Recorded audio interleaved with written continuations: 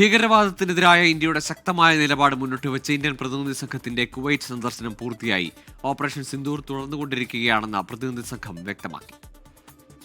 ഭീകരവാദത്തിനെതിരെ യാതൊരു സന്ധിയും ഇല്ലാത്ത നിലപാടായിരിക്കും ഇന്ത്യയുടേതെന്ന് കുവൈറ്റിലെത്തിയ ഇന്ത്യൻ പ്രതിനിധി സംഘം വ്യക്തമാക്കി. ഈ സന്ദർശനം ഉൾപ്പെടെയുള്ള ബൃഹത്തായ പദ്ധതിയാണ് ഓപ്പറേഷൻ സിന്ദൂർ എന്നും അത് തുടർന്നുകൊണ്ടിരിക്കുന്നതായും അർത്ഥശങ്കയ്ക്കിടയില്ലാതെ പ്രതിനിധി സംഘം വ്യക്തമാക്കി. MP ബൈജയന്ത് പാണ്ഡെയുടെ നേതൃത്വത്തിലുള്ള സംഘമാണ് കുവൈറ്റിൽ സന്ദർശനം നടത്തിയത്. ഇന്ത്യ കുവൈറ്റ് തന്ത്രപരമായ പങ്കാളിത്തത്തിന്റെ വിവിധ വശങ്ങൾ പ്രതിനിധി സംഘം പരാമർശിച്ചു.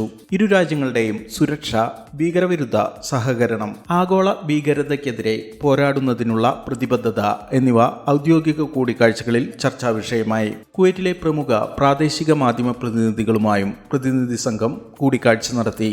കുവൈറ്റിലെ ഇന്ത്യൻ പ്രാദേശിക മാധ്യമ പ്രതിനിധികളുമായി നടത്തിയ കൂടിക്കാഴ്ചയിലും ഇന്ത്യയുടെ കർശനമായ ഭീകരവിരുദ്ധ നിലപാട് തന്നെയാണ് വിശദീകരിച്ചത്.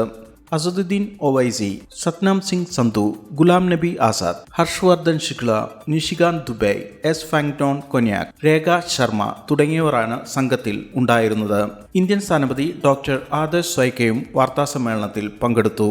ഭീകരവാദത്തിനെതിരെ ഇന്ത്യയുടെ ശക്തമായ സമീപനം കുവൈറ്റ് സർക്കാർ പ്രതിനിധികൾ, സിവിൽ സൊസൈറ്റി, മീഡിയ, ചിന്തകർ, ഇന്ത്യൻ സമൂഹം തുടങ്ങിയവർക്കിടയിൽ എത്തിക്കാനുള്ള ശ്രമം ഫലപ്രദമായി നടത്തിയാണ് പ്രതിനിധി സംഘം കുവൈറ്റ് സന്ദർശനം പൂർത്തിയാക്കിയത്. ജലിൻ ത്രിപ്രയാർ, 24 കുവൈറ്റ്.